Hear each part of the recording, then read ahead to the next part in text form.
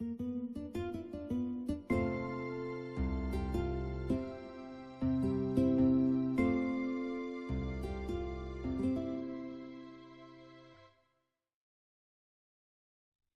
the Tunisian full stitch, we're going to be pulling up loops between the stitches instead of in the stitches themselves.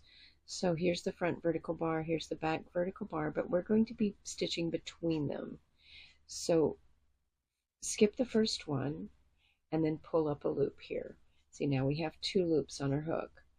Now 3, 4, and we're going for 10, 5, 6, 7, 8, 9, and 10 is the last stitch into the chain, so always go under 2 here for stability. Now chain 1, that's that ending chain right there. Yarn over, pull through 2 all the way across.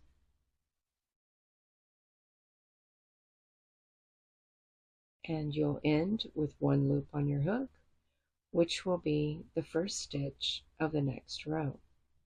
Now remember, the last time we skipped the first here. So this time we're not going to skip the first. We're going to go 1 in directly into the first one. So that's 2 loops, 3, 4, 5, 6, 7, 8, 9, and then we're going to skip the one on the end this time. The empty space here. We're going to skip that one. We have to go back and forth because it has to be offset. Otherwise, you're going to increase on the edges. So now chain 1, yarn over,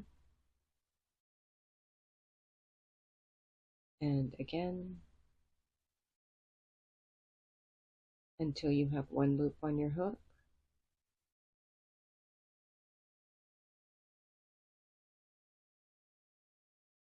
And this time we'll skip the first one again. 2, 3, 4, 5, 6, 7, 8, 9, 10. And you see this curls quite a bit, so the applications would mean that you would need to block it really well, or you would need an extra thick border.